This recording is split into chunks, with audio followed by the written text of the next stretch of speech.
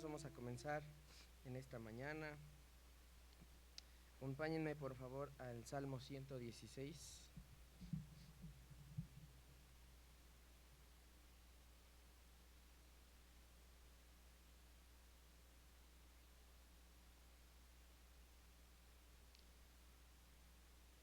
Y cuando estén ahí vamos a darle lectura al versículo 12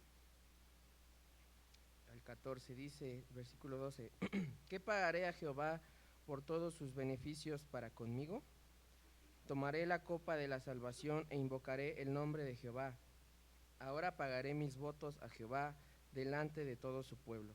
Y comienza con una pregunta, bueno, esta parte que leímos, esa pregunta dice, ¿qué pagaremos o qué pagaré al Señor por todos sus beneficios conmigo? ¿Habrá algo que podamos pagarle al Señor por sus beneficios?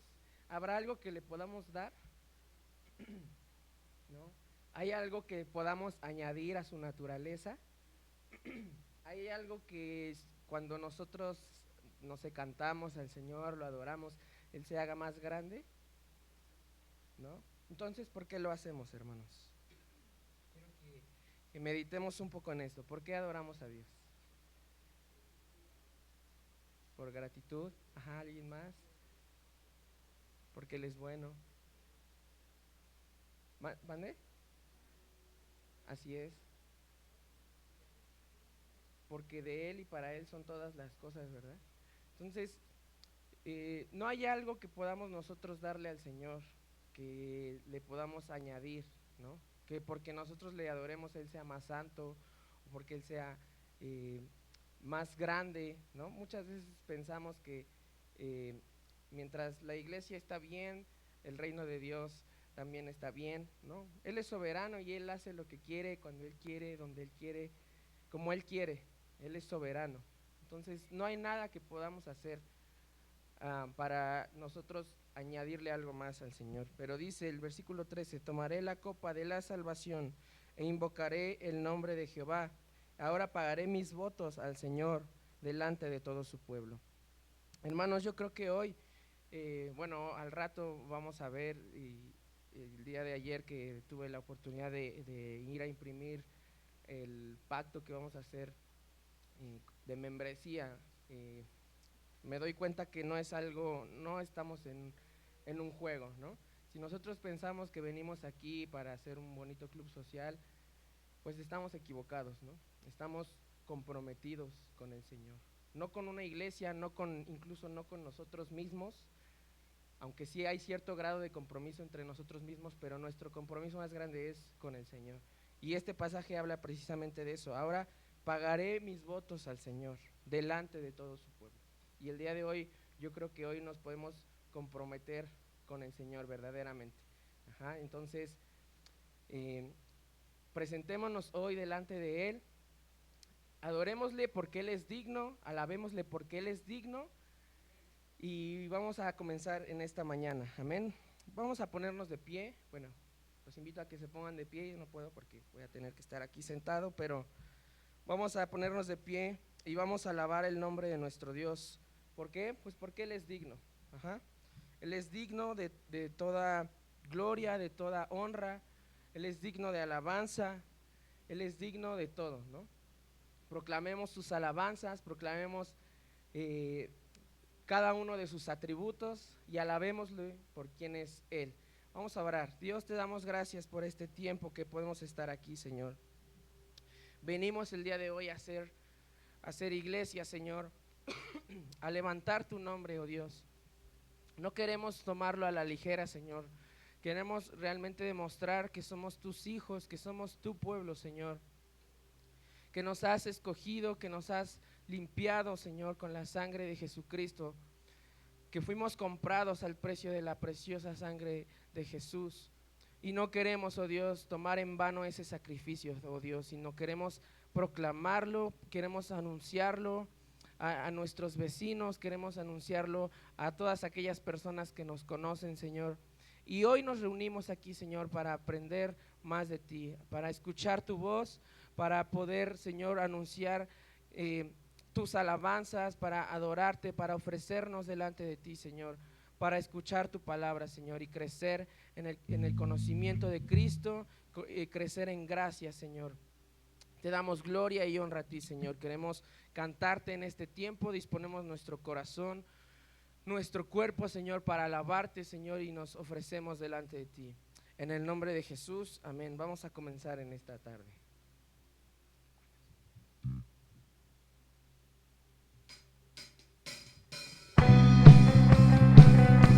Vamos a alabar a Dios y anunciar sus maravillas.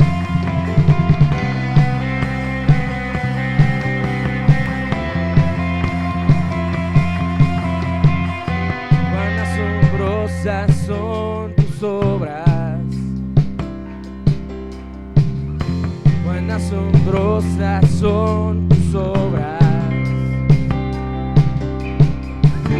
por la grandeza de tu poder. Se humillará ante ti toda autoridad. Una vez más, cuán asombrosas, cuán asombrosas son tus obras, cuán asombrosas son tus obras, por la grandeza de tu poder. Se humillará ante ti toda autoridad. Toda la tierra te adorará y cantará a ti, por la gloria de tu nombre, oh Altísimo,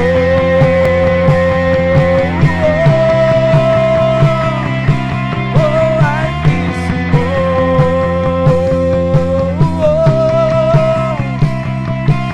oh Altísimo,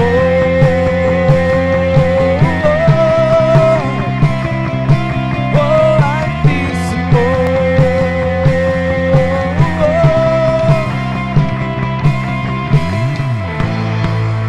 Te adoramos a ti, oh Dios. Reconocemos tu grandeza, tu poder, tu soberanía, oh Dios. Vamos a decir toda la tierra te adorará y cantará a ti,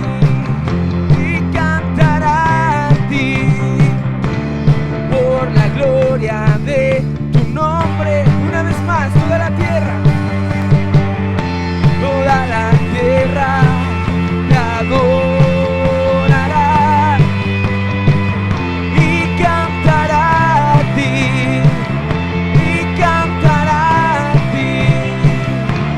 por la gloria de tu nombre,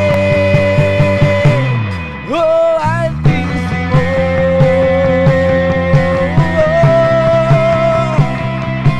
oh Altísimo,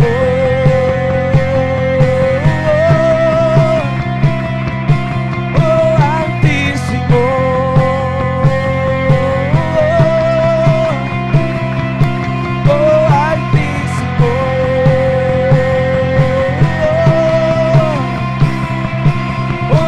Altísimo,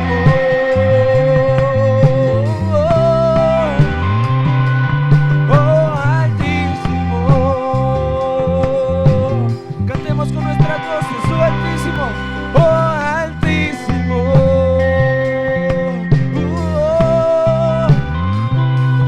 oh Altísimo,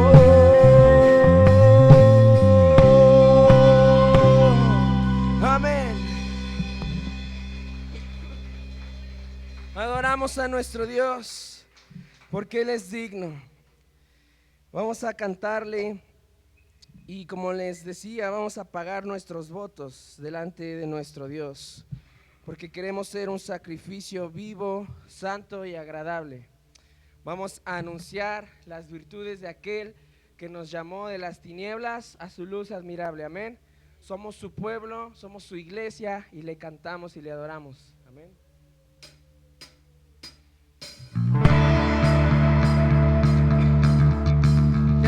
venimos a ti, Señor. Queremos ofrecernos delante de ti.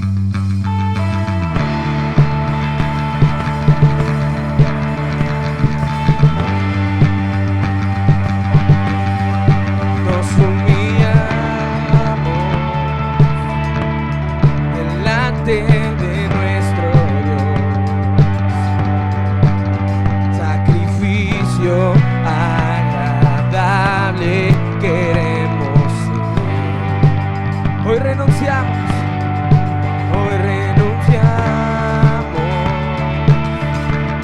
a nuestra voluntad. Su palabra es nuestra guía al caminar. Vamos a decirlo. Fuimos rescatados del pecado, fuimos escogidos por su amor. Serviremos al Señor, serviremos al Señor, aunque se levanten enemigos, aunque venga prueba o aflicción. Serviremos al Señor, serviremos al Señor.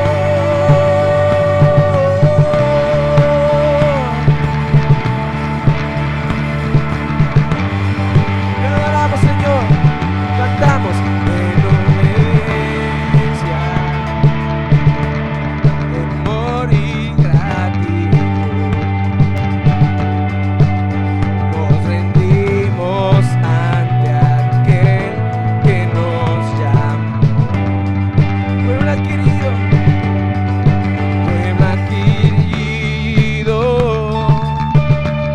a precio de sangre, para dar a conocer de su bondad. Fuimos rescatados del pecado, fuimos escogidos por su amor. Serviremos al Señor, serviremos al Señor, aunque se levanten enemigos, aunque venga prueba o aflicción. Serviremos al Señor, serviremos al Señor.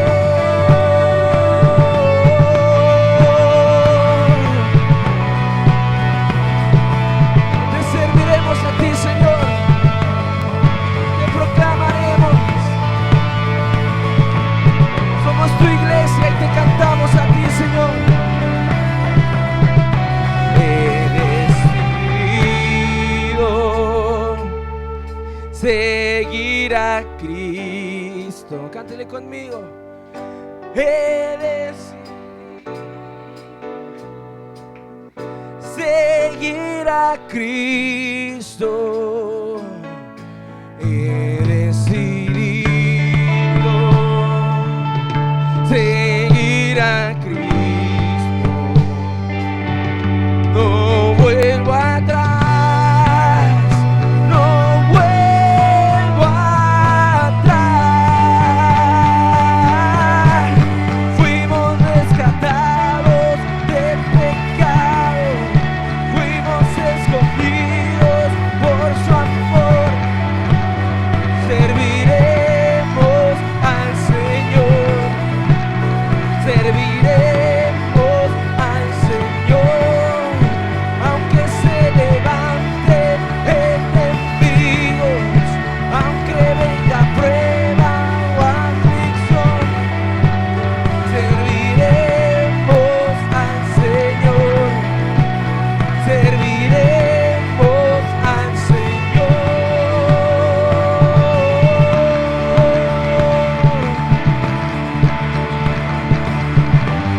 Te adoramos, Señor, nos entregamos voluntariamente a ti.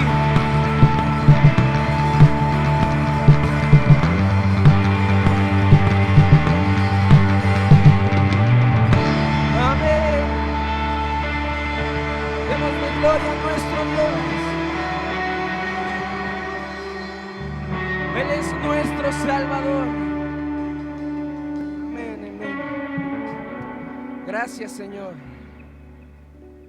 Gracias, Señor, porque nos has salvado, nos has limpiado, Señor. Porque reconocemos que todo viene de ti y es por ti y para ti, Señor. No hay nada, Señor, que podamos pagarte, Señor. Porque esa deuda, Señor, que teníamos, la pagó Jesucristo en aquella cruz. Y nos ha dado vida eterna, nos ha dado esperanza.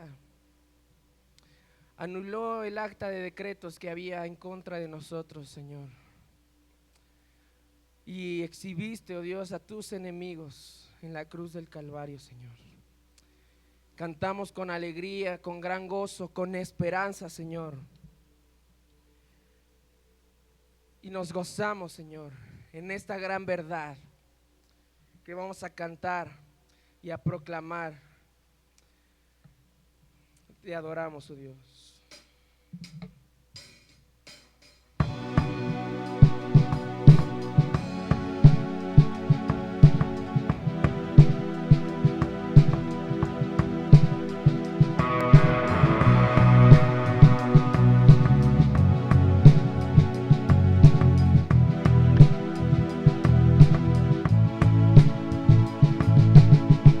No hay argumento ni juicio contra mí. Él con su sangre me vino a redimir. Libre de condenación, ya no soy más un deudor. Él ha pagado la deuda por mí. Yo era culpable y me otorgó el perdón. Manto de gracia de pronto me cubrió. Mis pecados Él borró y mi cuenta canceló. Él ha pagado la deuda por mí.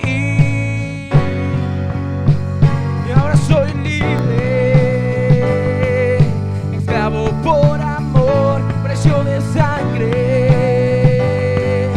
Jesús por mí pagó. Y ahora soy libre, esclavo por amor, precio de sangre.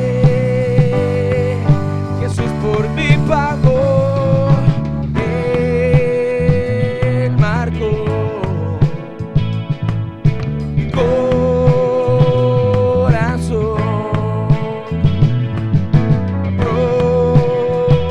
Propiedad soy de Señor. No hay argumento ni juicio contra mí. Él con su sangre me vino a... Cántelo fuerte.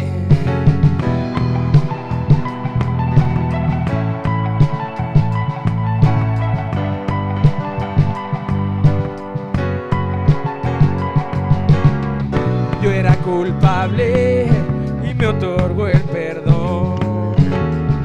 Manto de gracia de pronto me cubrió. Mis pecados Él borró y mi cuenta canceló. Él ha pagado la deuda por mí. Y ahora soy libre, esclavo por amor, precio de sangre. Jesús por mí pagó. Y ahora soy libre, esclavo por amor, precio de sangre.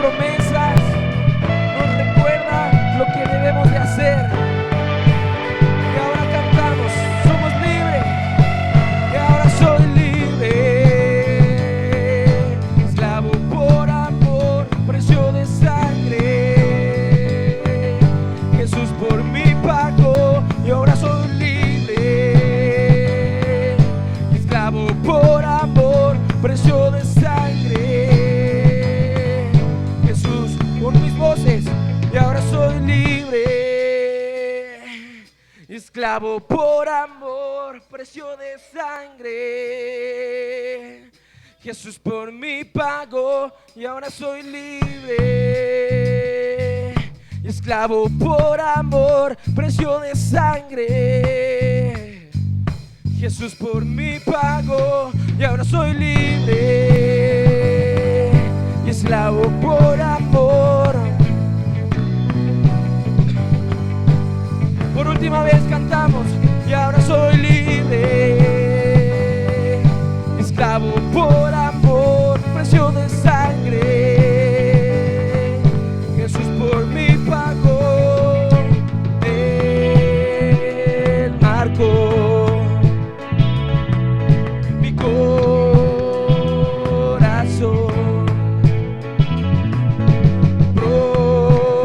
Propiedad soy del Señor.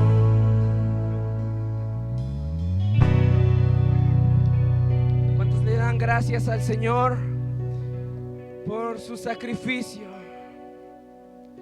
Y ahora soy libre, esclavo por amor, precio de sangre.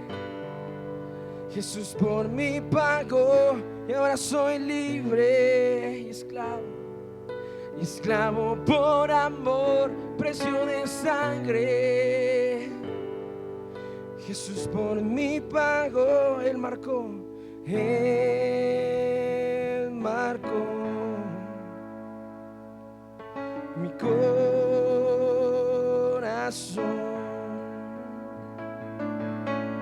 Propiedad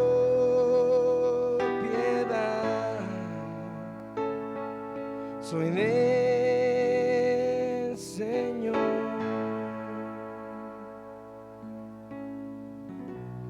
Te adoramos, Señor. Te adoramos, oh Dios. Gracias, Padre. Gracias por tu Hijo Jesús. Gracias por el Espíritu Santo que nos ha sido dado como un sello, Señor, sobre nuestros corazones. Gracias, Señor, porque hoy podemos acercarnos delante de ti, Señor. Gracias, Señor, porque aunque tengamos pruebas, aunque tengamos adversidades, aunque las cosas no vayan, Señor, como nosotros las habíamos planeado, habíamos pensado, Señor, descansamos en tu soberanía. Descansamos en que tú eres el Señor Todopoderoso. Y nuestra vida está en tus manos, Señor. Cuando nosotros ponemos nuestra vida en tus manos y nos entregamos a ti, Señor, sin duda, oh Dios, que podemos descansar en la salvación que Jesucristo ha ofrecido, Señor, y nos tomamos, Señor, oh Dios, de la promesa que todo aquel que en Él cree no se perderá, sino que tendrá vida eterna, Señor. Descansamos en tu salvación y poder, Señor. Te adoramos a ti.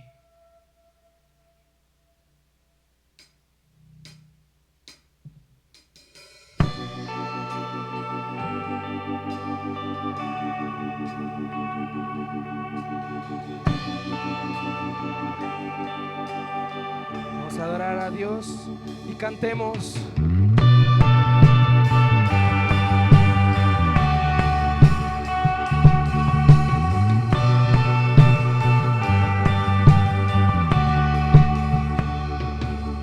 De paz inundada mi alma ya esté, o cúbrala un mar de aflicción, cualquiera que sea mi suerte diré, estoy bien, alcancé salvación.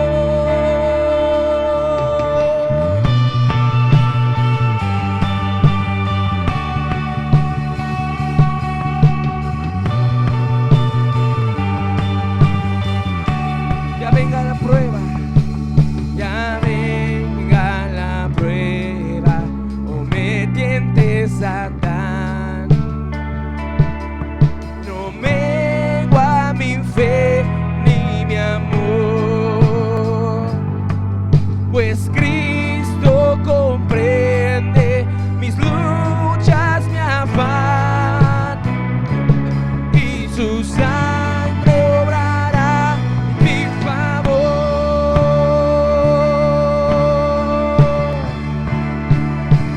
Alcancé salvación.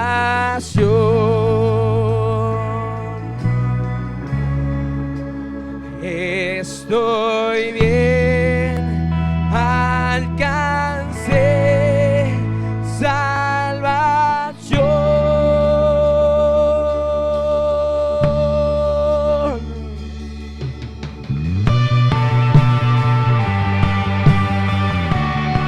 Descansamos en ti, Señor, en la salvación de Jesucristo. Feliz yo me siento, feliz yo me siento al saber que Jesús me libra del yugo opresor, quitó mi pecado, lo clavó en la cruz.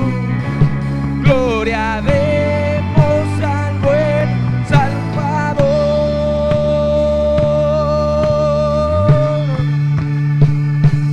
Alcancé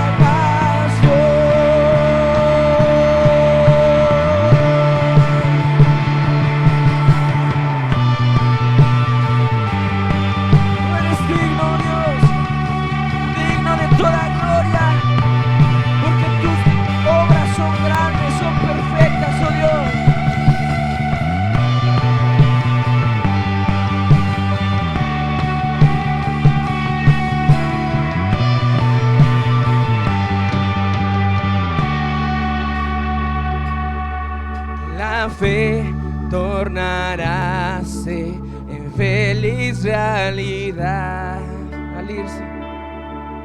Al irse la niebla veloz, desciende Jesús con su gran majestad. Aleluya, estoy bien con mi Dios. Alcancé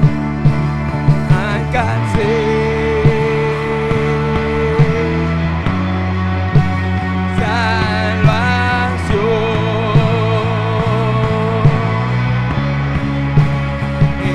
Estoy bien,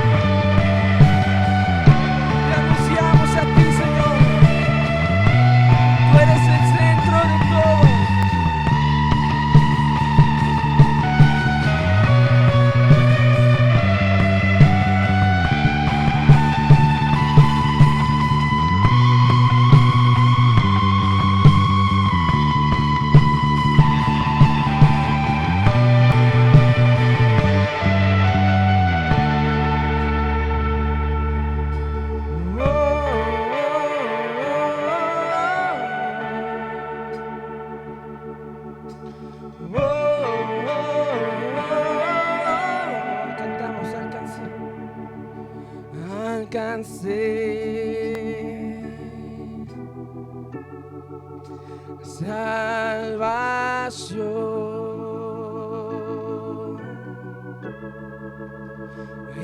Estoy bien, alcancé salvación.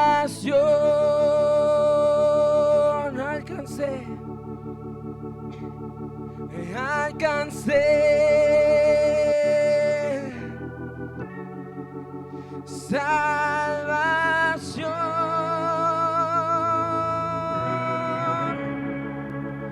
Estoy bien, alcancé salvación. Démosle un fuerte aplauso a nuestro Dios, porque suya es la gloria. Suya es la gloria, suyo el poder, suyo el dominio.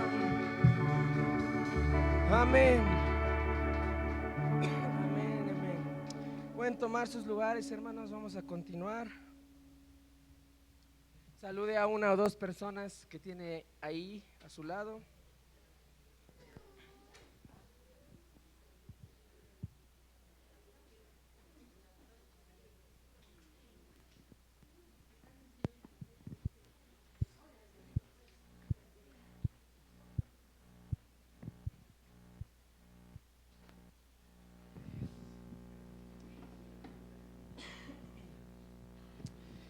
Amén. Qué bendiciones estar aquí. Me da gusto verlos, me da gusto saber que están aquí, que podemos vernos, saludarnos, preguntarnos cómo estamos. Y respecto a esto que estábamos cantando, la Biblia dice en Efesios que aún estando nosotros muertos en pecados, nos dio vida juntamente con Cristo. Dice, por gracia sois salvos. Y el versículo 8 dice nuevamente, porque por gracia sois salvos por medio de la fe, y esto no de vosotros, pues es don de Dios, no por obras para que nadie se gloríe, porque somos hechura suya, creados en Cristo Jesús para buenas obras, las cuales Dios preparó de antemano para que anduviésemos en ellas. Este pasaje nos deja claro que no hay nada que podamos hacer, no hay alguna obra que podamos pagar al Señor, como comenzábamos diciendo, ¿no? ¿Qué pagaremos al Señor? O qué haremos para ganarnos su favor, qué haremos para ganarnos la salvación. No hay nada. Este pasaje es muy claro, dice que somos salvos solo por gracia, por medio de la fe. Entonces, es algo que debe de estar en nuestros corazones siempre. Vamos también, por favor, acompáñenme rápido a Colosenses capítulo 3.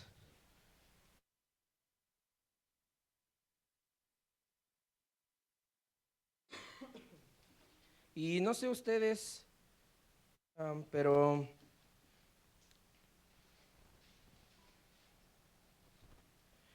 en estos días que hemos estado hablando acerca de lo que queremos hacer en la iglesia, bueno, a lo que Dios nos está llevando, acerca de comprometernos con Dios, comprometernos primeramente con Dios, como les mencionaba, pero también necesitamos hacer un compromiso con la iglesia, en este caso con esta iglesia local, ¿no? Y vamos primeramente a ver algunas cosas aquí en Colosenses 3, versículo 5, vamos a leer algunos pasajes, algunos versículos. Versículo 5, vamos a leer, dice, haced morir pues lo terrenal en vosotros, fornicación, impureza, pasiones desordenadas, malos deseos y avaricia, que es idolatría, cosas por las cuales la ira de Dios viene sobre los hijos de desobediencia, en los cuales también vosotros anduvisteis en otro tiempo cuando vivíais en ellas. Pero ahora dejad también vosotros todas estas cosas, ira, enojo, malicia, blasfemia, palabras deshonestas de vuestra boca. No mintáis los unos a los otros, habiéndoos despojado del viejo hombre con sus hechos, y revestido del nuevo, el cual conforme a la imagen del que lo creó se va renovando hasta el conocimiento pleno, donde no hay griego ni judío, circuncisión ni incircuncisión, bárbaro ni escita, siervo ni libre, sino que Cristo es el todo y en todos. Vestíos pues como escogidos de Dios, santos y amados, de entrañable misericordia, de benignidad, de humildad, de mansedumbre, de paciencia, soportándonos unos a otros y perdonándoos unos a otros si alguno tuviere queja contra otro. De la manera que Cristo os perdonó, así también hacedlo vosotros. Y sobre todas estas cosas, vestíos de amor, que es el vínculo perfecto. Y la paz de Dios gobierne en vuestros corazones, a la que asimismo fuisteis llamados en un solo cuerpo, y sed agradecidos. La palabra de Cristo more en abundancia en vosotros, enseñándonos y exhortándoos unos a otros en toda sabiduría, cantando con gracia en vuestros corazones al Señor, con salmos e himnos y cánticos espirituales. Y todo lo que hacéis, sea de palabra o de hecho, hacedlo todo en el nombre del Señor Jesús, dando gracias a Dios Padre por medio de Él. Y este pasaje nos recuerda, ¿no? Primero comienza diciendo, haced morir lo terrenal, ¿no? No es una sugerencia y no es algo que se negocia. No podemos negociar con el pecado, sino que tenemos que hacerlo morir, ¿no? Y dice que también debemos de despojarnos del viejo hombre. Debemos dejar todas esas cosas que a lo mejor para muchos no es algo visible, porque hay muchas cosas que tenemos batallas internas, digámoslo, ¿no? Batallamos con la ira, con el enojo, con la blasfemia, con palabras deshonestas también. Es algo que a lo mejor muchas veces no se ve, pero que es algo que está en nosotros. Ese es el viejo hombre, pero que nos dice que nos debemos de vestir con el nuevo hombre. Y termina cerrando diciendo que nos debemos soportar unos a otros, perdonarnos unos a otros, así como Cristo nos perdonó. Porque nosotros, ¿cuántas veces ofendemos a Cristo? Muchas veces, ¿verdad? Muchas veces hasta pisoteamos, como dice Hebreos, al Hijo de Dios, lo pisoteamos. Aún sabiendo, aún conociendo la verdad, lo pisoteamos, sabiendo. Pero dice que Él nos perdonó. Y así como Él nos perdonó, también nos pide perdonarnos unos a otros. Porque todos tendemos a ofender. Primeramente ofendemos a Dios, pero también nos ofendemos unos a otros. Pero la Biblia nos anima a perdonarnos, a soportarnos. Yo sé que muchas veces, incluso hermanos, yo les voy a confesar un pecado a lo mejor aquí. Cuando a veces nos toca la venta, yo a veces batallo mucho con la impaciencia y con el desorden. No me gusta a veces el desorden. Y cuando estamos a veces aquí y estamos cobrando, a veces me desespero, a lo mejor en el sentido que también no tengo de repente cambio, me hago bolas yo solito. Es algo con lo que yo batallo, ¿no? A veces es difícil, pero a veces también me acuerdo de esto y digo, pues tengo que perdonar a mi hermano. A lo mejor porque algún hermano ya se metió a la fila, cosas así, ¿no? Cosas pequeñitas. Pero yo recuerdo este pasaje y digo, debo de soportarlos y debo de perdonarlos. Ajá. Es un pequeño pecado que a lo mejor quiero confesarles, pero también termina este pasaje diciendo, y sobre todas estas cosas, vestidos de amor, que es el vínculo perfecto, y la paz de Dios gobierne en nuestros corazones, a la que asimismo fuimos llamados en un solo cuerpo y sed agradecidos. Y la palabra de Cristo more en abundancia en vosotros, enseñándonos, exhortándonos unos a otros en toda sabiduría, cantando con gracia en vuestros corazones al Señor con salmos e himnos y cánticos espirituales. Es algo que ya hicimos aquí, ¿verdad?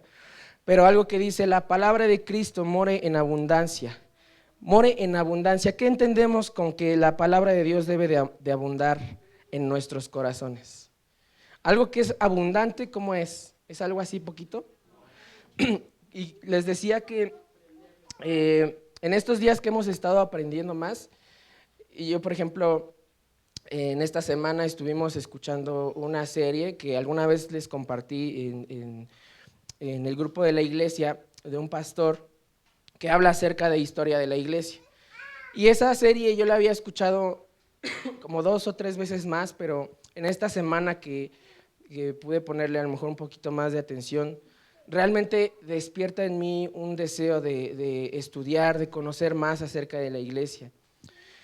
Y de hecho, tenemos nosotros una planeación con el grupo de jóvenes que más o menos teníamos estimado como unos 6 meses de enseñanza, en la cual nosotros procurábamos que primero les enseñamos a sus jóvenes por qué la Biblia es la máxima autoridad, un poco de historia de la Biblia. Y estamos viendo algunos temas en los cuales el mundo de repente ataca con ideologías, con ese tipo de cosas, y lo estamos comparando contra lo que dice la Biblia acerca de eso. No nuestra opinión, no lo que yo, Eric Heyel, opino acerca de ese tema, sino lo que la Biblia dice. Pero algo que este pasaje me recuerda, dice que la palabra de Cristo debe de abundar en nuestros corazones. Entonces yo no quiero que nada más sea algo así como por encimita. A mí me gustaría que realmente todos tengamos esa hambre y ese deseo de estudiar realmente más la palabra. Escudriñar las escrituras verdaderamente, no solamente de leer. El Apocalipsis dice, bienaventurado el que lee las palabras de esta profecía. Es algo que dice, bienaventurado el que lee. Hasta ahí dice leer. Pero todo lo demás nos dice que debemos escudriñar las escrituras.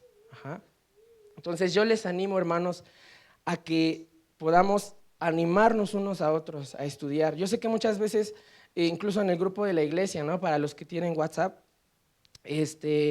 mandamos videos, mandamos algún artículo que nos parezca interesante y no lo hacemos nada más porque queramos molestarlos o queramos llenarlos de información, sino que queremos realmente que la palabra de Cristo abunde en nosotros. No lo hacemos nada más por llenar un tiempo, por llenar un espacio, sino queremos abundar realmente en la palabra de Cristo. Amén. Y quiero, por último, retomar este pasaje en Colosenses 3, versículo 5, porque dice, haced morir pues lo terrenal en vosotros, fornicación, impureza, pasiones desordenadas, malos deseos y avaricia, que es idolatría. Fíjense cómo el apóstol Pablo comparaba la avaricia con la idolatría. ¿Qué es la avaricia, hermanos? Un deseo desordenado de acumular, ¿verdad? Dentro de ese estudio que hace este pastor acerca de la historia de la iglesia, mencionaba cómo hubo muchos abusos a lo largo de la historia de la iglesia romana, católica romana, con las indulgencias, ¿no? Que muchos de ellos acumulaban para sí nada más, se hacían ricos, compraban, negociaban con lo sagrado, negociaban con puestos en la iglesia, dentro de la iglesia, compraban prácticamente puestos dentro de la iglesia. Y se hizo un negocio, ¿por qué? Porque en el corazón del hombre o en lo terrenal está la avaricia. Y de hecho, este pastor contaba acerca de uno de los que precedieron, por ejemplo, a la época de la Reforma, que se llamaba Jan Hus, y él ilustraba, porque él era también un pintor, y él ilustraba en una de las capillas en las que él ministraba. Él ponía en una parte, ponía al Papa con su corona, y en otra parte pintaba a Cristo con la cruz, con su corona de espinas. Y denunciaba muchas veces, y les decía, ustedes haciéndose ricos, acumulando riquezas, y Cristo cargando la cruz, y Cristo con una corona de espinas. Y muchas veces la avaricia eso hace en nuestros corazones, nos pone la corona a nosotros, y mientras que Cristo cargó con una corona de espinas. Sufrió, padeció. Ajá. Y es algo que a mí me ha hecho reflexionar mucho en estos días y digo, yo no puedo ser así. No puedo dejar, no solamente en cuanto a las riquezas, sino que no puedo dejar que mi vida o que yo sea el centro y que Cristo haya padecido y haya preferido una corona de espinas. ¿Se acuerdan que, por ejemplo, también el miércoles les mencionaba acerca de lo que habla Filipenses, ¿no? Que él siendo en forma de Dios no estimó el ser igual a Dios, sino que se despojó. O sea, él siendo el rey, el creador, el verbo mismo, no estimó el ser igual a Dios, sino que se despojó.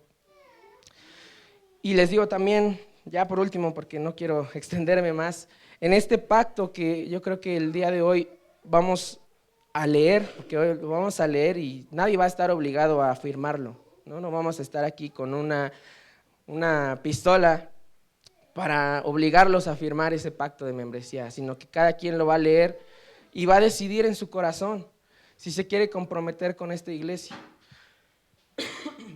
Pero yo creo que es algo que Dios realmente quiere, que nos afirmemos, que estemos comprometidos, les digo, primeramente con nuestro Dios, pero también necesitamos comprometernos con la iglesia. No podemos seguir siendo nosotros el centro. Debemos hacer morir nuestra carne, lo terrenal en nosotros. Y bueno, vamos a orar por nuestras ofrendas. Amén. Estas ofrendas no son para el pastor, aunque ciertamente él tiene designada una parte, eso no es un secreto. No es nada más para eso, sino que muchas veces también de aquí lo que queremos hacer es ayudarles a ustedes. Saben que también estamos juntando para un terreno. Entonces todo eso se designa para la obra de Dios, para lo que Dios quiere hacer. Porque les digo, no podemos nosotros ofrecerle a Dios algo por pagarle algo que, Señor, te pago esto. Como de hecho anteriormente en la iglesia se hacía, ¿no? Con las indulgencias. Le pagaban a Dios y ya con eso creían que ya estaba cubierta su pena. Nosotros no somos así, no damos al Señor por eso. Lo damos porque estamos agradecidos y porque entendemos que lo que damos está destinado para la obra de Dios. Amén. Vamos a orar. Dios, te damos gracias por este tiempo que podemos estar aquí, Señor. Gracias porque primeramente has dado a tu Hijo Jesús, Señor, para morir por nuestros pecados.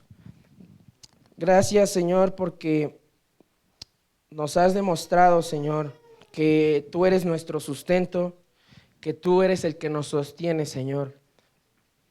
Y queremos, oh Dios, darte una ofrenda, Señor, que hemos propuesto en nuestro corazón, no por obligación, sino con un corazón agradecido primeramente y entendiendo, Señor, que es para tu reino, para que tú, Señor, puedas hacer algo en tu iglesia, Señor, obrando conforme a tu voluntad, Señor. No conforme a la obra de un hombre o de hombres, Señor, sino conforme a tu voluntad, Señor. Y queremos cumplir con tu voluntad. Queremos despojarnos y hacer morir lo terrenal en nosotros, aunque ciertamente, Señor, muchas veces en nuestra mente, en nuestra humanidad, Señor, pensamos que acumulando podemos vivir mejor, tal vez, Señor. Podemos a lo mejor aspirar a algo mejor terrenalmente, Señor, pero hoy entendemos que debemos hacer morir ese pensamiento, hacer morir lo terrenal. Y queremos, oh Dios, en obediencia entregar una ofrenda a ti, Señor. Algo, Señor, que está en nuestro corazón de manera voluntaria. Y te pido, Señor, que bendigas a mis hermanos en cada negocio, en cada trabajo que ellos desempeñen, Señor. Que entiendan que todo es para tu gloria, que vivimos para tu gloria, Señor. Y dales fuerza, dales sabiduría, Señor. Y queremos ofrecerte esta ofrenda, Señor, en el nombre de Jesús. Amén. Amén. Pueden pasar, hermanos, a dar sus ofrendas.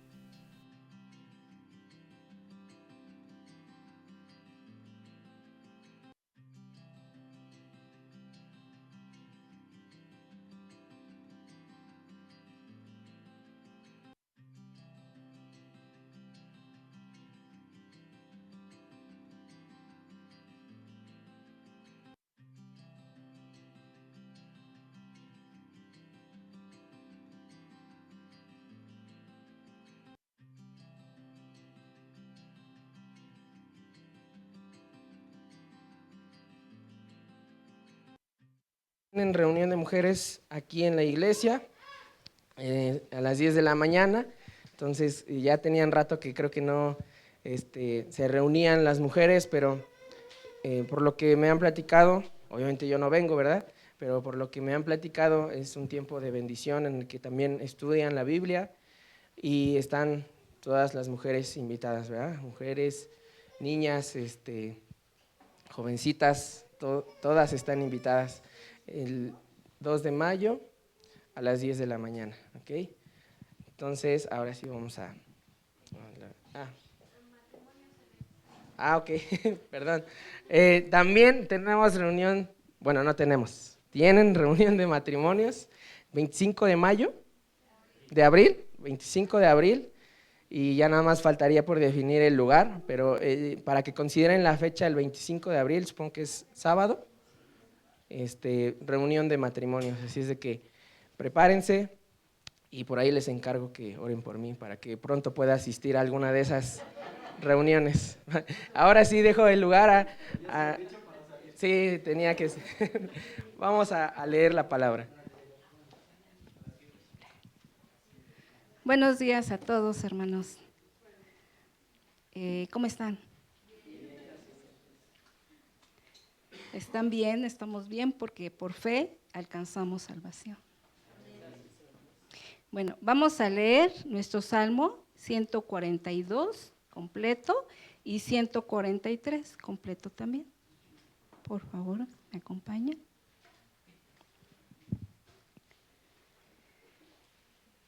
Ok, dice así la palabra del Señor. Petición de ayuda en medio de la prueba másquil de David, oración que hizo cuando estaba en la cueva. Empezamos. Con mi voz clamé a Jehová, con mi voz pediré a Jehová misericordia.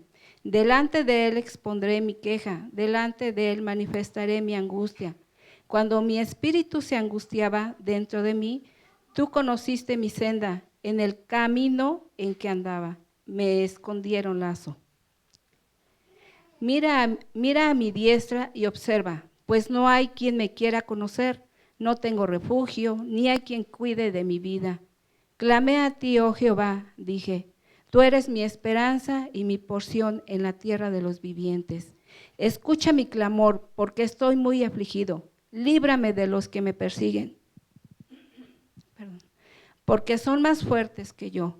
Saca mi alma de la cárcel, para que alabe tu nombre. Me rodearán los justos, porque tú me serás propicio.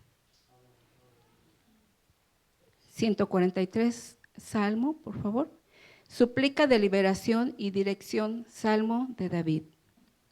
Oh Jehová, oye mi oración, escucha mis ruegos, respóndeme por tu verdad, por tu justicia, y no entres en juicio con tu siervo, porque no se justificará delante de ti ningún ser humano, porque ha perseguido el enemigo mi alma, ha postrado en tierra mi vida, me ha hecho habitar en tinieblas como los ya muertos, y mi espíritu se angustió dentro de mí.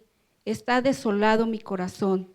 Me acordé de los días antiguos, meditaba en todas tus obras, reflexionaba en las obras de tus manos. Extendí mis manos a ti, mi alma a ti, como la tierra sedienta, Selah. Respóndeme pronto, oh Jehová, porque desmaya mi espíritu. No escondas de mí tu rostro. No venga yo a ser semejante a los que descienden a la sepultura.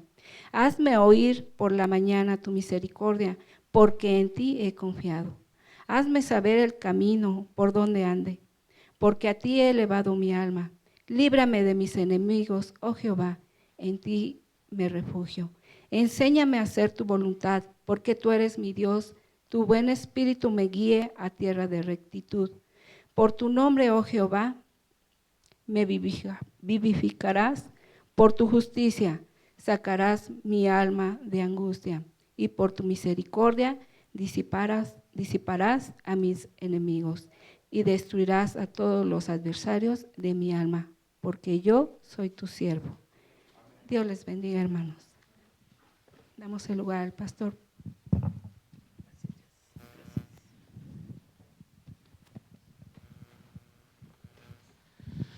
Muy buenos días a todos, ¿cómo están?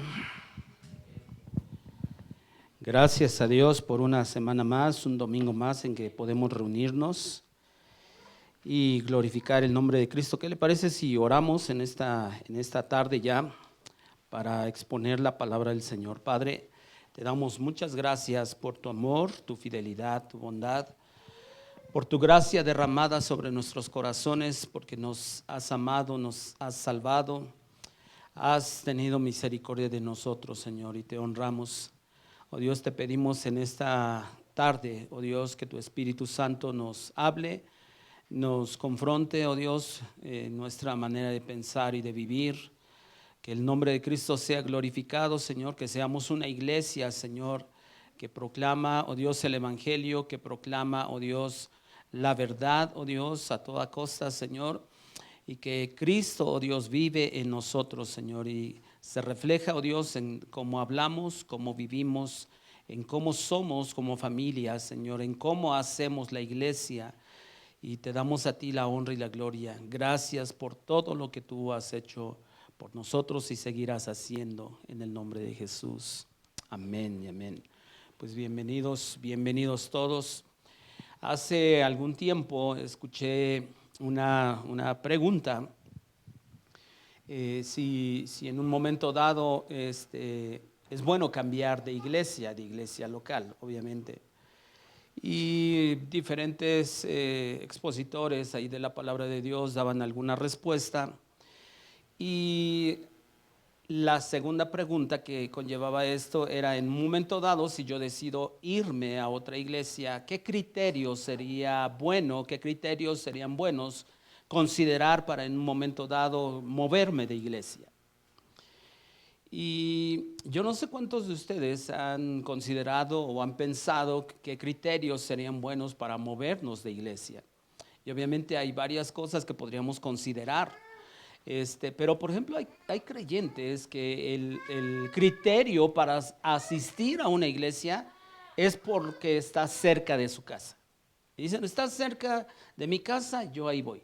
En alguna ocasión alguien me decía: es que yo voy porque casi, o sea, tiene poco tiempo que se empezaron a reunir casi enfrente de la casa unos hermanos, yo me metí ahí y sin considerar absolutamente nada. Entonces, algunos usan ese criterio. Algunos usan un criterio de decir: bueno, yo voy ahí porque está grande las instalaciones, están muy padres las instalaciones, porque tienen actividades con los jóvenes, con los niños y esto y aquello. Y yo no sé cuántos de nosotros debemos de considerar que el lugar, o mejor dicho, en lugar de considerar,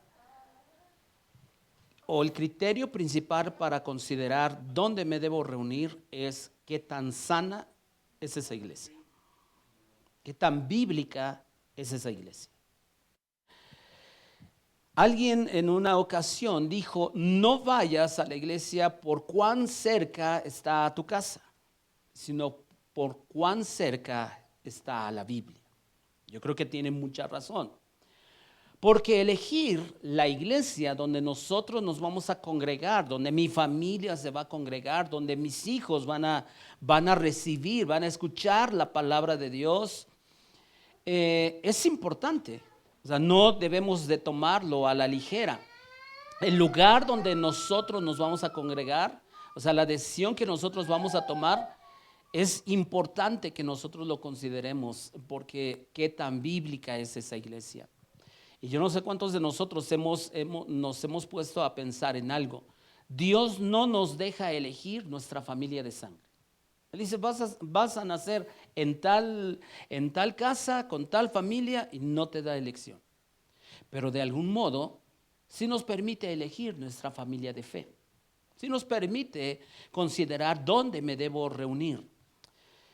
Y bajo este criterio y bajo este entendimiento, que cuando yo elijo dónde me debo congregar, y usando el criterio de que principal, de que debe ser una iglesia que sea bíblica, que sea sana, entonces una iglesia sana debemos considerar que se debe centrar en la palabra de Dios. en la palabra de Dios, en la exposición fiel de la palabra de Dios, porque ese es uno de los rasgos precisamente de una iglesia sana. En una iglesia sana se esfuerzan por exponer fielmente el texto bíblico y no las ideas del predicador. Yo no sé cuántos de nosotros nos hemos dado cuenta que de pronto hay iglesias que solamente hablan sobre ciertos temas. Y yo no sé cuántos de nosotros nos hemos podido percatar de este tipo de cosas, pero hay personas, o mejor dicho, hay pastores que se sienten frustrados de pronto porque no ven crecer en número la iglesia y buscan programas de crecimiento. Incluso es muy común que cuando uno asiste como pastor a juntas de pastores, de pronto te preguntan, ¿cuántos miembros tienes? Y si de pronto tú les dices, no, pues tengo 20, tengo 30, como que algunos te hacen así como que, ay, este está bebé, ¿verdad? No sabe. O es muy común que de pronto las preguntas, ¿y qué visión tienes? Y de pronto, o sea, esas preguntas como que van con jiribilla, digámoslo así. ¿Por qué? Porque en realidad de pronto en la actualidad se evalúa el éxito ministerial de un pastor por el número de gente que tiene en su iglesia. Y entonces algunos dicen, ok, tiene 200 personas, tiene 500 personas. No, ese sí es un hombre de Dios. Pero el que tiene 20, 30, 40 personas, no, ese es cualquiera. Son los criterios que de pronto se han metido en la iglesia. Y entonces muchos pastores, como se sienten frustrados porque no va mucha gente en su iglesia, buscan programas de crecimiento. Yo recuerdo en la década de los principios de los 2000, era muy común ver en las librerías, tú ibas a las librerías, lo que saltaban ahí en los estantes de las librerías eran libros sobre programas de crecimiento, o sea, cómo hacer crecer tu iglesia. Y créanme que eso como que llegó para quedarse. Hoy es bien común de pronto que uno está de pronto en redes sociales y de pronto te aparecen, si tú, y así, pues, obviamente esa publicidad está dirigida hacia uno como pastor. Si tú te sientes frustrado porque no hay nadie nuevo en tu iglesia, quiero decirte, yo tengo la fórmula, Dios me ha dicho, Dios me ha revelado, Dios me ha mostrado, y cosas así. Y que obviamente muchos pastores en su frustración dicen, bueno, hagamos esto. Y buscan cómo hacer crecer la iglesia. Solo que de pronto cuando nosotros vemos la escritura en el libro de Hechos, que dice un versículo, y el Señor añadía cada día a los que habían de ser salvos. Ahora, ese versículo, esa parte de ese versículo no nos excusa o no nos libra de nuestra responsabilidad de compartir el evangelio. O sea, el Señor es el que hace la obra, el Señor es el que añade, pero la iglesia comparte el evangelio.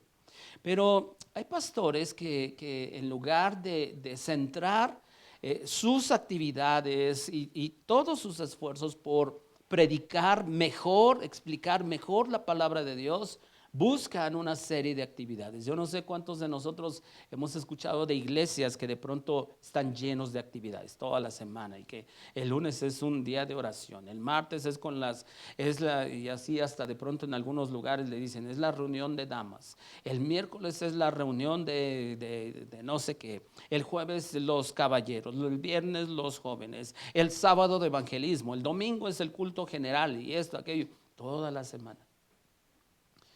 Y ahora, ¿está mal de algún modo? Bueno, cada quien que lo considere, pero digo, cada uno de nosotros sabemos que tenemos familia, que tenemos trabajos y que realmente prácticamente es imposible estar toda la semana, todos los días de la semana en la iglesia. Ahora, como muchos pastores buscan estrategias para hacer crecer la iglesia, pero nosotros vemos lo que dice la Escritura y lo que Jesús les encargó a sus discípulos, diciéndoles, vayan y hagan discípulos a todas las naciones. Vayan y hagan discípulos, o sea, no vayan y hagan creyentes solamente. Y yo creo que todos entendemos que hay una diferencia entre ser creyente y ser discípulo. ¿Sí lo entendemos? Es diferente. Pero para lograr ese mandato de ir y hacer discípulos, ¿cuántos de nosotros sabemos que eso, para lograr eso se requiere tiempo y esfuerzo? Tiempo y esfuerzo. Y una de las cosas que nosotros hemos entendido y que yo en lo particular he entendido desde hace unos 7 años más o menos, es acerca de la importancia de la predicación expositiva. Y creo yo que la mayoría entendemos qué es la predicación expositiva, pero para aquellos que todavía no tienen claro qué es la predicación expositiva, es aquella predicación que extrae del texto bíblico el significado de lo que dice el texto bíblico. O sea, no se trata de que yo como predicador, como pastor, me acerco a la Biblia ya diciendo, pues yo ya sé esto, ¿qué versículo de la Biblia apoya mi idea? No, sino que yo más bien leo la Biblia, la escudriño de tal manera que yo saco la enseñanza del texto bíblico. Y yo he entendido que la predicación expositiva, prácticamente versículo a versículo, como algunos le llaman la predicación expositiva consecutiva, es indispensable para tener una iglesia sana, para tener una iglesia saludable. Sin duda que yo he llegado a la conclusión, hoy lo sostengo, es que la predicación expositiva consecutiva es la mejor dieta para una iglesia. Yo no sé cuántos de aquí se acuerden qué libros hemos expuesto aquí en la iglesia. ¿Alguien se acuerda? El primero fue el Evangelio de Marcos. Luego, ¿alguien más se acuerda qué otro libro? Bueno, ahorita estamos en Juan, pero Santiago, ¿qué más? Primera carta a los Corintios, primera carta del apóstol Juan. Ajá. Y si ustedes se han dado cuenta, poco a poco hemos ido abarcando algunos temas porque la predicación expositiva es el tipo de predicación en que se abarcan y se exponen todos los temas que necesitamos escuchar como creyentes y no solo oír aquellos temas que domina el predicador.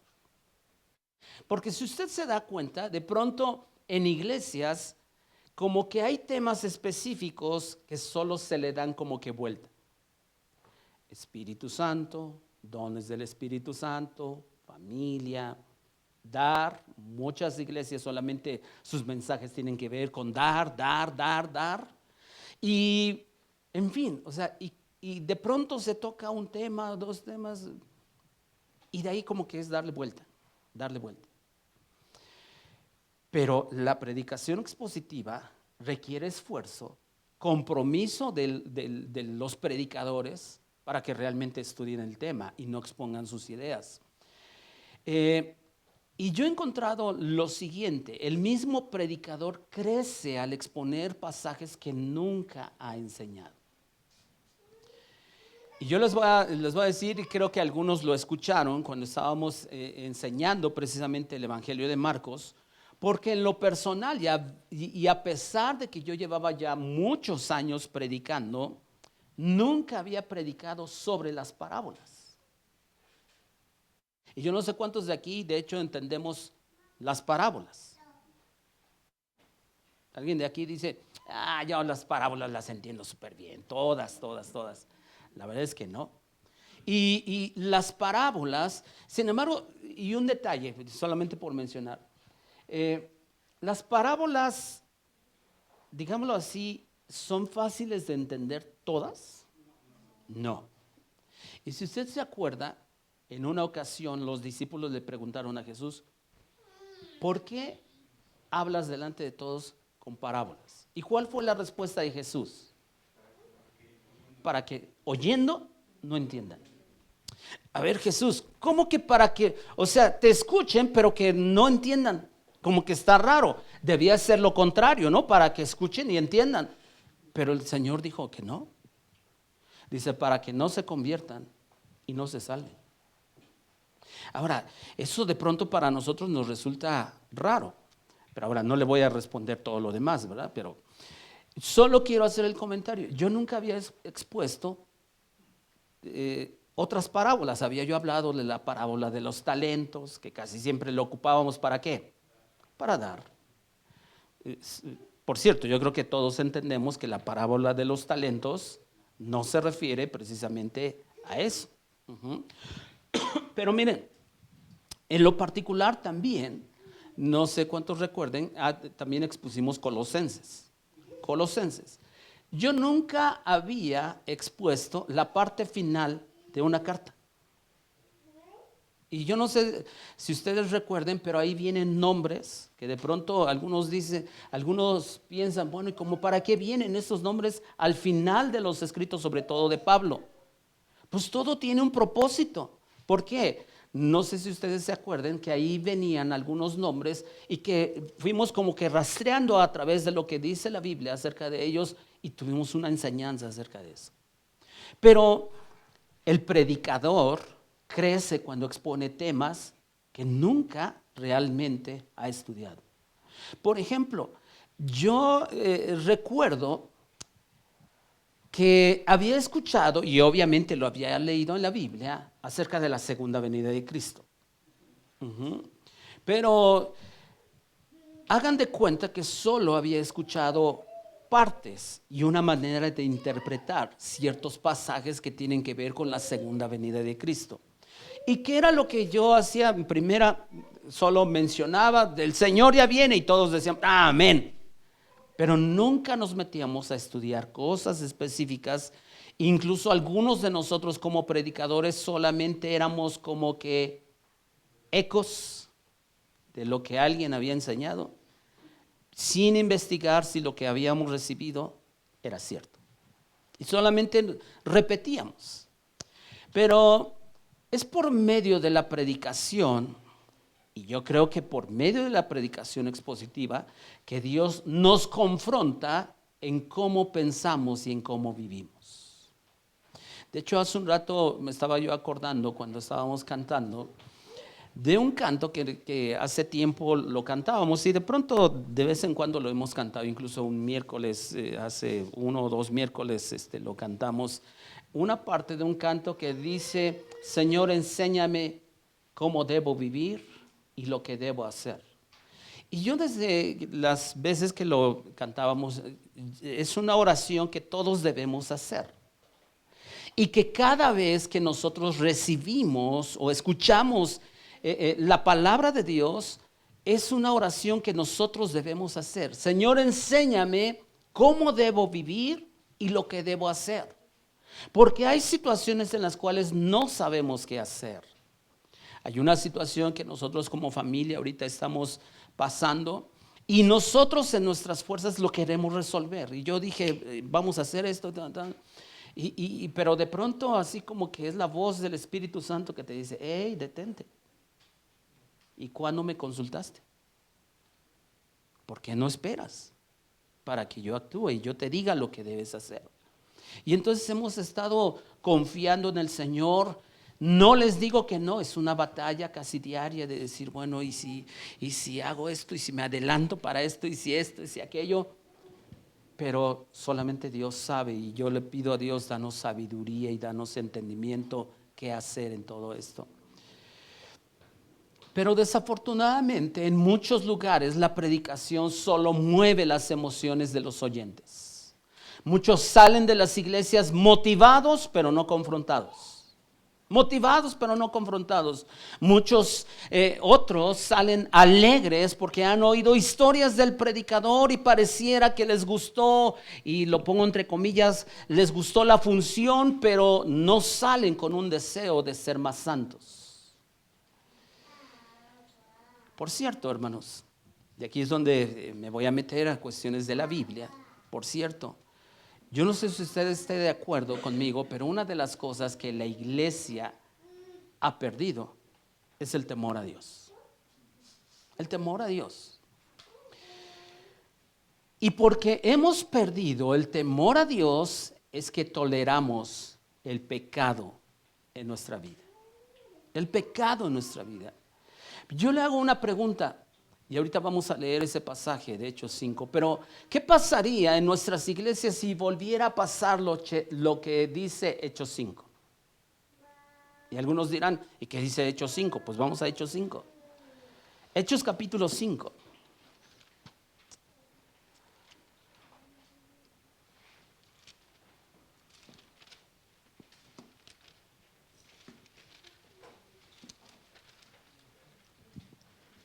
Yo estoy seguro que cuando lleguemos a ese pasaje, varios estaremos, sí, sobre este matrimonio. Vamos a leer del versículo 1 al versículo 11. Dice, pero cierto hombre llamado Ananías, con Zafira su mujer, vendió una heredad y sustrajo del precio, sabiéndolo también su mujer, y trayendo solo una parte, la puso a los pies de los apóstoles. Y dijo Pedro, Ananías, ¿por qué llenó Satanás tu corazón para que mintieses al Espíritu Santo y sustrajeses del precio de la heredad? Reteniéndola no se te quedaba a ti y vendida no estaba en tu poder. ¿Por qué pusiste esto en tu corazón? No has mentido a los hombres, sino a Dios. Al oír Ananías estas palabras, cayó y expiró, y vino un gran temor sobre todos los que lo oyeron. Versículo 6. Y levantándose los jóvenes, lo envolvieron y sacándolo, lo sepultaron. Pasado un lapso como de 3 horas, sucedió que entró su mujer, no sabiendo lo que había acontecido. Entonces Pedro le dijo, dime, ¿vendieron en tanto la heredad? Y ella dijo, sí, en tanto. Y Pedro le dijo, ¿por qué convinieron en tentar al Espíritu del Señor? He aquí a la puerta los pies de los que han sepultado a tu marido y te sacarán a ti. Al instante ella cayó a los pies de él y expiró, y cuando entraron los jóvenes la hallaron muerta y la sacaron y la sepultaron junto a su marido. Y vino gran temor sobre toda la iglesia y sobre todos los que oyeron estas cosas. Y veamos, la situación es de que este matrimonio sustrajeron del precio. Y quisieron, intentaron mentir. Y eso fue lo principal que, si nosotros ponemos atención, Pedro fue lo que los confronta. ¿Por qué mintieron? Ni siquiera les dijo por qué dieron menos, sino por qué mintieron. ¿Pero qué les pasó a este matrimonio? Se murieron. Mi pregunta es, ¿por qué o qué pasaría en nuestras iglesias si volviera a pasar lo de Hechos 5? Porque hoy por hoy es tan fácil de pronto decir una mentira y nos toleramos decir una mentira para escudar o librarnos de una responsabilidad. Para nosotros puede decir, es que solo es una mentira. Pero es pecado, ¿sí o no? Todos sabemos aquí que una mentira es un pecado. Sí, todos sabemos. Es más, cuando nosotros vemos Apocalipsis 21 y 22, de pronto hay 2 versículos en el que precisamente, creo que es 22:8, dice, pero los cobardes e incrédulos, todos los mentirosos tendrán su parte en el lago de fuego. Si usted y yo pensamos y seguimos considerando que la mentira es un pecado que no tiene gran importancia, estamos equivocados, hermanos. Pero eso sucede de rebajar los estándares de santidad, y entonces tarde o temprano la iglesia va a perder el temor a Dios. El temor a Dios. Y yo he escuchado muchas veces que de pronto hay personas que dicen, o hay predicadores que dicen, ¿por qué no rogamos a Dios que venga o que seamos como una iglesia del primer siglo? Y casi siempre que se menciona así es porque señales, milagros. Pero ¿saben qué? ¿Y por qué no cumplimos exactamente entonces todo lo que hacía la iglesia del primer siglo? Porque dice que ellos perseveraban ¿en qué? En la doctrina de los apóstoles. Comían juntos con alegría y sencillez de corazón. Pero algo distintivo de esta iglesia del primer siglo era su temor tremendo a Dios. Un temor que se ha perdido.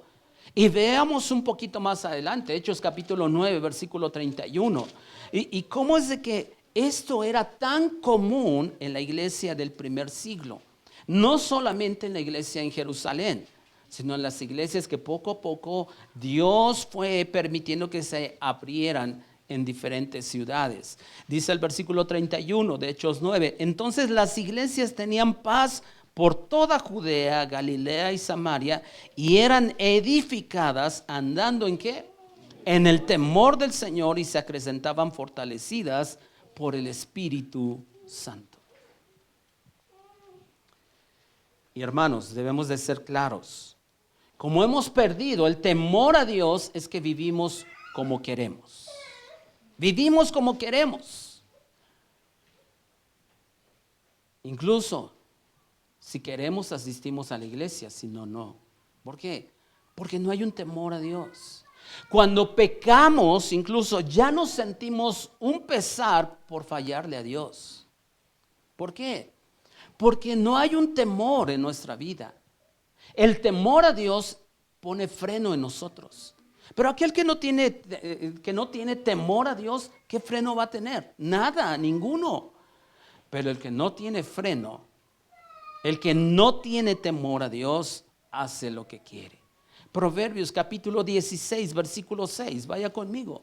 Proverbios capítulo 16, versículo 6.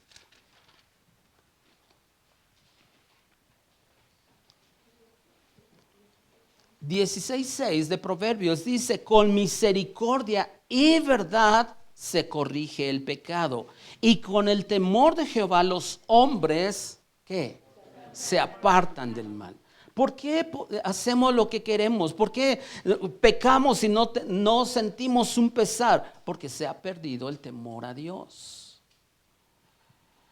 Y cuando se pierde el temor a Dios, se pierde el deseo de vivir en santidad. El deseo de vivir en santidad. Y hermanos, santidad y amonestación contra el pecado es algo que ya en muchas iglesias no se predica. Santidad y el deseo realmente de apartarse del pecado ya es algo que no es un tema común en la iglesia, no es un tema popular en las iglesias. Hoy por hoy se predica sobre tantas cosas por el bien del ser humano, pero ¿y qué acerca de las leyes de Dios? ¿Qué acerca de aquello que demanda el Señor? ¿Y sabe por qué se han hecho a un lado este tipo de temas de exhortar a los creyentes a vivir en santidad, a crecer en santidad, a no tolerar el pecado en nuestras vidas? Pues porque en muchos lados, con tal de tener una asistencia mayor, se sacrifica el mensaje bíblico. Pero el mensaje bíblico ahí está. Y una marca de una iglesia sana es el temor a Dios y un anhelo por vivir en santidad. Y aquí yo le pregunto a usted de manera particular, ¿usted tiene un anhelo de vivir en santidad? ¿Realmente? Porque eso implica no solamente que usted cumpla en la iglesia asistiendo. No implica solamente que usted diga, bueno, pues antes hacía esto, hoy no. Bueno, qué bueno que dejó ciertas cosas que usted ha entendido que no está bien. Pero usted está creciendo en santidad. O sea, ¿qué con nuestros pensamientos? Porque algunos de nosotros puede ser que no hagamos ciertas cosas, pero nuestros pensamientos siguen siendo iguales. ¿Qué tanto nosotros estamos creciendo en un anhelo de vivir en santidad? Porque el Señor está preparando para sí mismo una iglesia santa. Efesios capítulo 5, versículo 25 nos habla acerca de esto y quiero llevarlos ahí.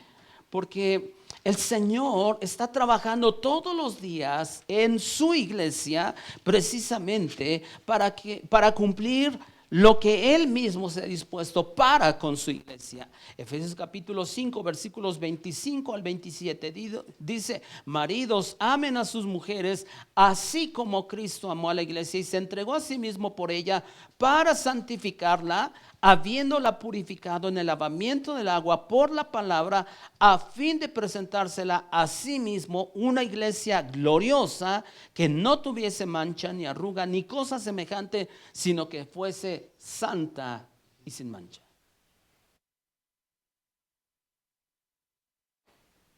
Entonces, una iglesia realmente sana tiene un temor a Dios, hay una centralidad en la palabra de Dios, hay un anhelo por vivir en santidad. Pero otra marca distintiva de una iglesia sana es la disciplina dentro de la iglesia. Y esta disciplina tiene fundamento ¿en qué? En el temor a Dios y en la palabra de Dios. Yo no sé cuántos de nosotros debemos entender que cuán importante es la disciplina en un lugar. Usted va, se contrata en un lugar, en una empresa, hay ciertas normas, ¿no? O sea, y cuando usted va y se contrata con una empresa y usted de pronto está ahí,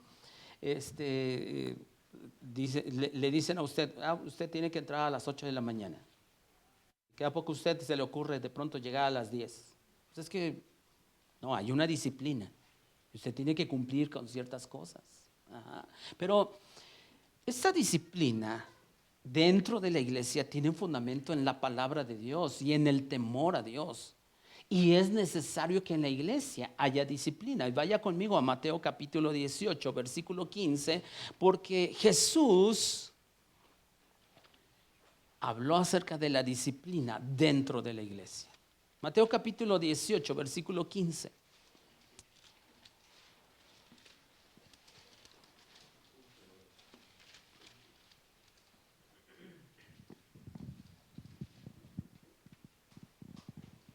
Mateo capítulo 18, versículo 15. Y vea cómo este pasaje va a hablar acerca de cómo se debe perdonar, cómo debemos nosotros de algún modo arreglar situaciones que pasan, conflictos que pasan entre individuos, entre personas que están dentro de la iglesia.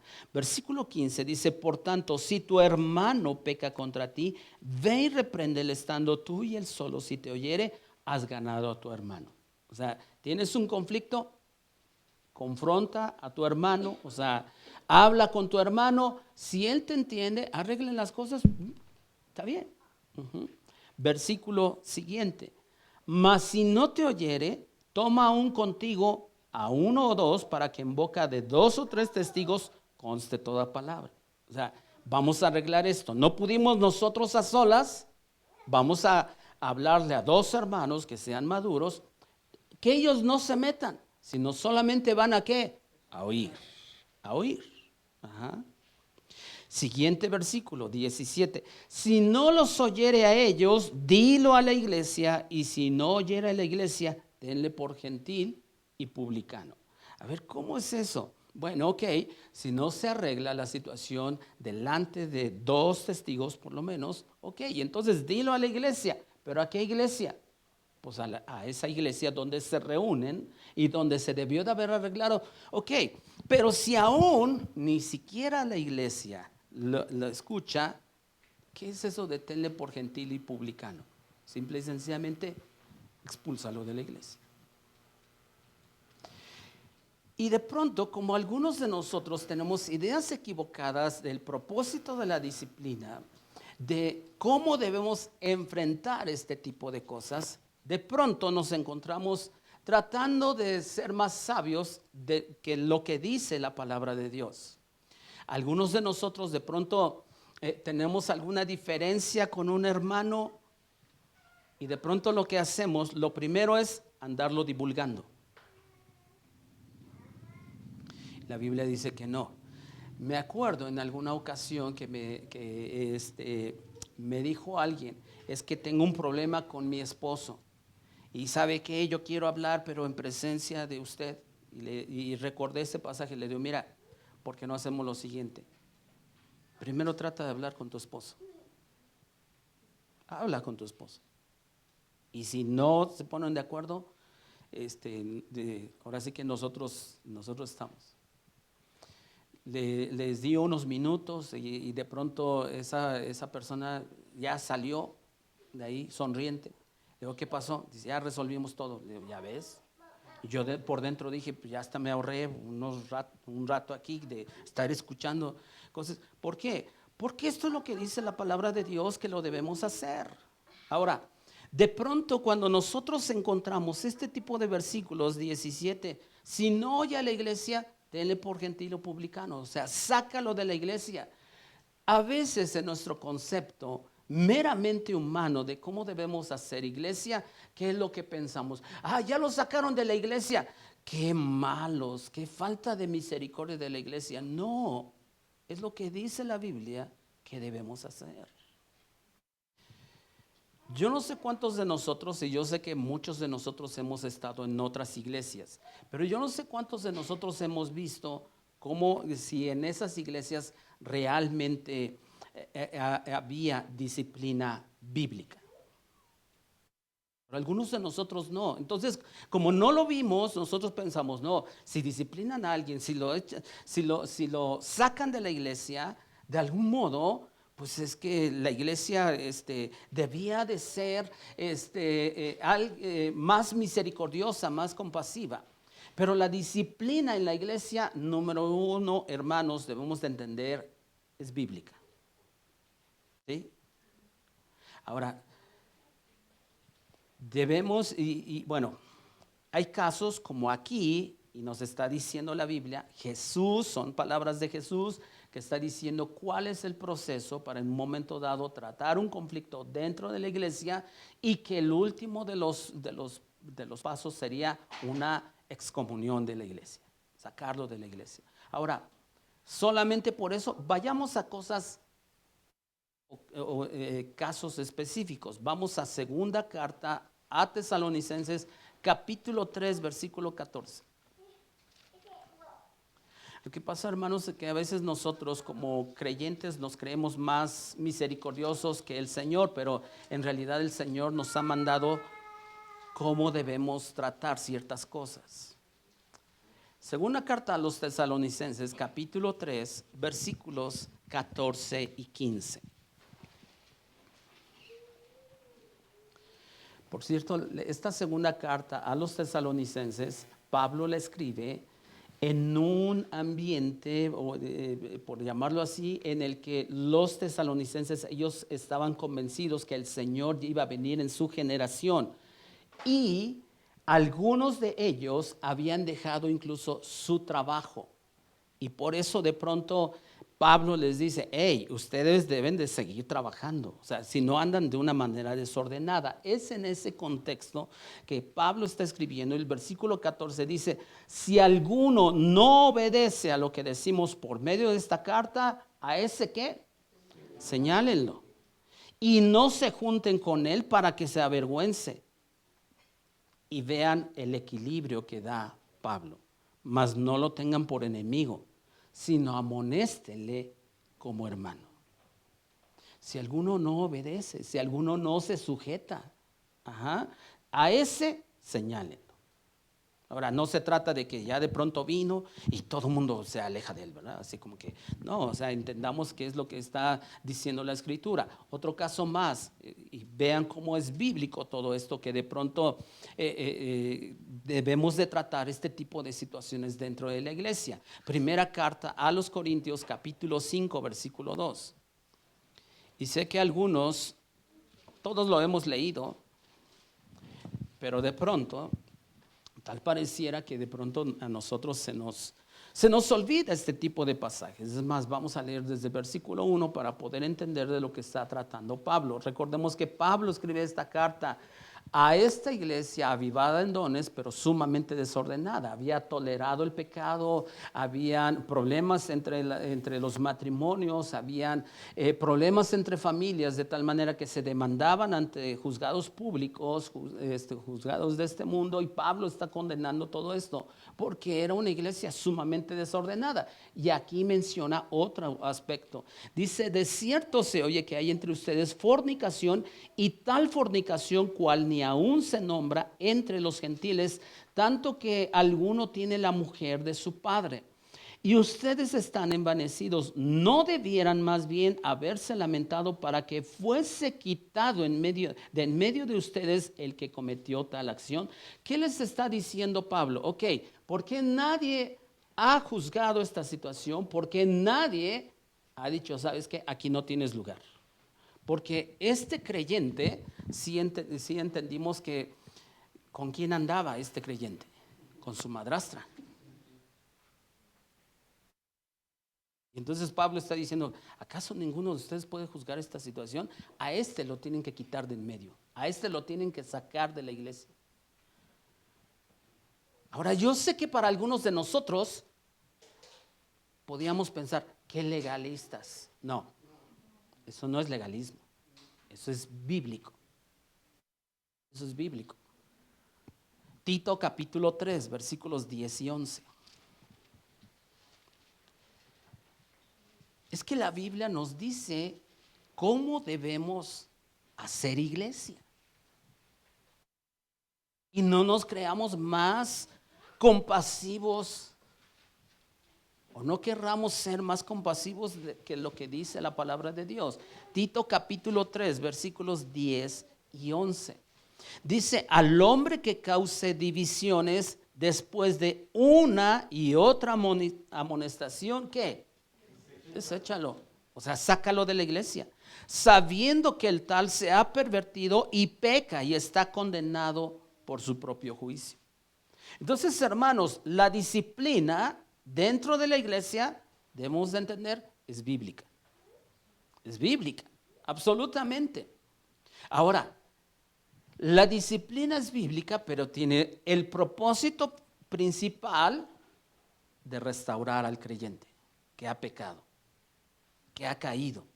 Ok, te vamos a disciplinar, te vamos a tener un tiempo aquí a prueba, vamos a estar supervisando este aspecto de tu vida, pero el propósito es restauración. ¿Por qué? Gálatas capítulo 6. Gálatas capítulo 6.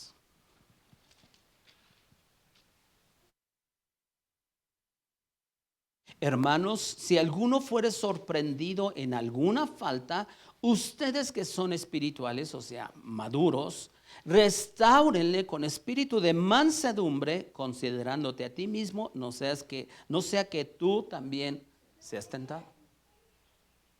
¿Saben qué? Confronten la situación. Pero acuérdate, tú que eres más espiritual, tú que eres más maduro, debes de entender que algún día tú puedes ser tentado.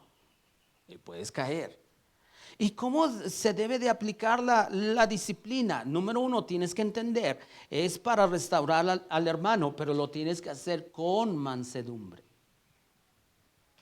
Entonces, la disciplina dentro de la iglesia promueve vivir en santidad, promueve vivir bajo el temor a Dios.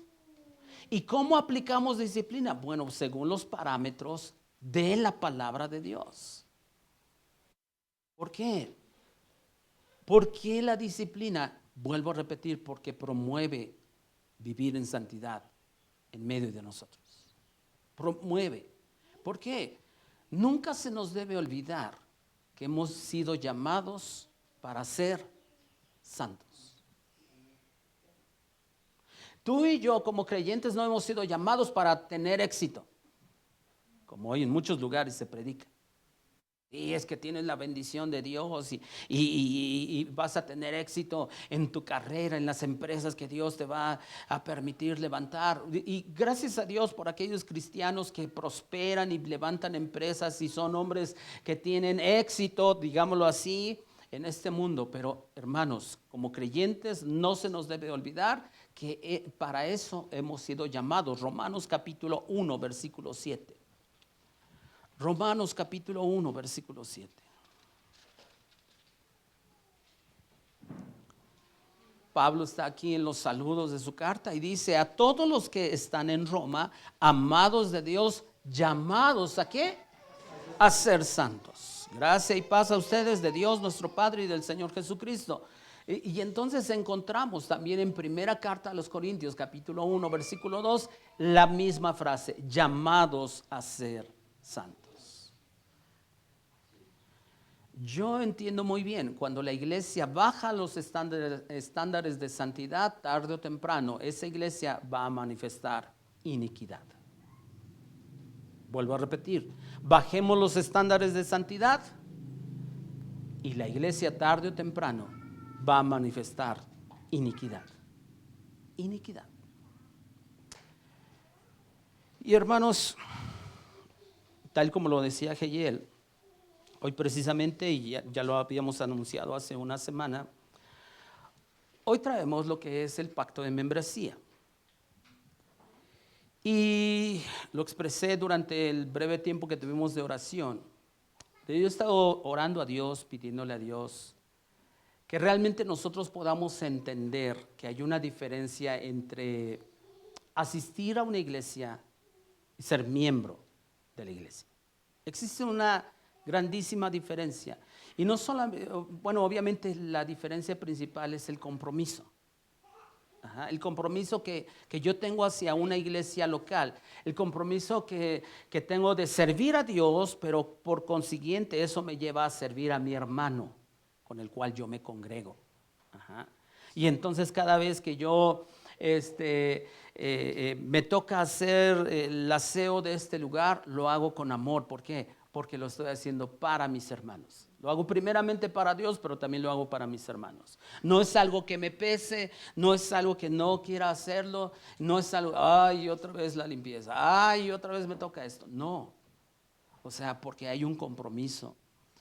Y entonces, hermanos, de verdad, y parte de lo que yo ahorita acabo de exponer, sobre todo algunas cosas, están aquí, sobre ese compromiso que necesitamos tener. Y sobre esa disciplina y esa unidad que necesitamos tener como iglesia. Ahora, para mí ha sido muy importante y créanme que he orado a Dios y le he pedido sabiduría a Dios para poder implementar todo esto. Y alguien y tiene un propósito porque de algún modo conocer quién realmente es miembro de la iglesia. Porque todos sabemos que necesitamos un terreno propio de la iglesia. Sí, todos lo saben, ¿verdad? Y porque yo sé que algunos podrán decir, ay, el pastor es redejado, ya nos dijo desde cuándo y todo eso. Pero de pronto, yo digo, bueno, y yo me voy a comprometer. ¿Quién va a pagar? ¿Yo? ¿Yo nada más soy la iglesia? No. Y digo, ¿y con quién cuento? ¿O con quién contamos?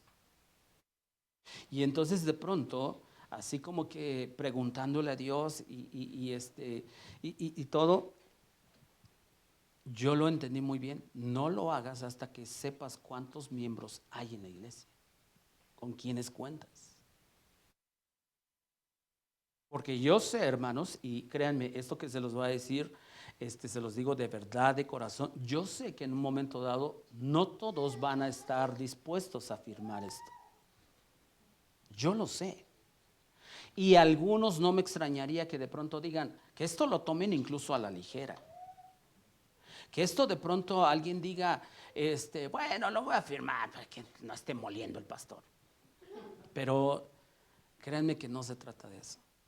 Créanme que, como lo mencioné la vez pasada, se trata de un compromiso, de adquirir una responsabilidad de los miembros hacia la iglesia y de la iglesia hacia los miembros. Y sé que no todos van a estar dispuestos a cumplirlo. Sé que algunos dirán, bueno, está bien, lo voy a firmar, pero en la práctica no lo van a llevar a cabo. Pero ahora sí, por llamarlo de alguna manera, las reglas del juego estarán escritas. Aquí, y usted lo verá, hay disciplina. Hay disciplina dentro de la iglesia. Y si no lo hemos llevado a cabo, créanme que a partir de esto se llevará a cabo. Ahora, quiero que entendamos todos. Cuando hablo de disciplina, no quiere decir que el pastor está exento, que los líderes están exentos de disciplina.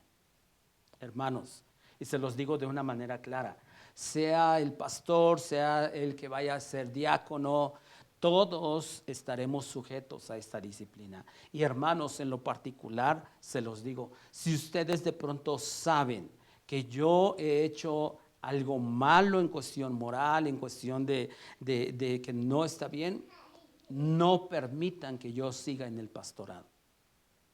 O sea, esto aplica absolutamente para todos. ¿Quiénes son los responsables de administrar esa disciplina? Ciertamente los pastores o los líderes tienen gran peso. Pero si usted como miembro de la iglesia se da cuenta de algo que no está bien y usted se queda callado, usted se hace cómplice de eso. Y estamos hablando de que una de las cosas que entendemos que se tiene que rescatar en este tiempo es el anhelo de tener un temor a Dios, de vivir en santidad, de vivir en una disciplina dentro de la iglesia. Hermanos, es por el bien de todos. Es por el bien de todos. Entonces, yo quisiera que... ¿Me ayudas, Marco?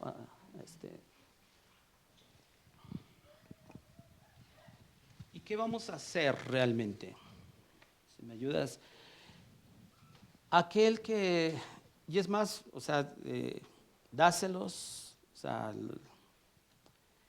Si alguien dice, bueno, yo sé, y esta es mi iglesia, y yo de una vez lo firmo, o sea, léalo, obviamente. No es un compromiso legal, como se lo dije la vez pasada. No es un compromiso legal, no tiene nada que ver. Pero sí es algo incluso para control dentro de la iglesia. Porque podemos reunirnos de pronto 50 personas aquí, los domingos, y en realidad miembros sean 20. Pero yo sabré que esos 20 vamos a estar juntos en ese trabajo. Y los demás, como les dije la vez pasada, ¿serán bienvenidos? Claro que sí. Pero sabremos que no hay un compromiso de parte de ellos hacia la iglesia. Entonces, hermanos, si alguien dice, me lo puedo llevar a mi casa y puedo incluso checar los versículos bíblicos y considerar y todo esto, está bien. Pero ojo, hermanos, si usted dice, me lo llevo y en una semana en dado caso se lo firmo, pero tráigalo. O sea, no se vale que usted de pronto me lo llevo, ¡ay! Dentro de 8 se me olvidó, no lo leí. No, se trata de, es que estamos, o sea, necesitamos dar ese paso para adquirir ese terreno. Y entonces, no, personal, es personal. Y yo sé que uno de los puntos ahí a considerar tiene que ver con la declaración de fe, porque uno de los puntos que hace al final dice, yo he leído la declaración de fe, y alguien dirá, ¿cuál es nuestra declaración de fe? Es aguántenme tantito, un poquitito, la vamos igual, se las vamos, es así, la declaración doctrinal de la iglesia, esa se la vamos a entregar por familia para que ustedes lo consideren. Esto es lo que creemos. Y entonces usted sabrá que de algún modo en eso nos basamos. No es un estudio exhaustivo, pero son los puntos principales en qué es en lo que creemos. ¿Sale? Bueno, pues yo quisiera que oráramos al Señor. Oráramos. Y que Dios nos dé gracia, sabiduría para poder llevar a cabo este proceso. Porque también les recuerdo algo.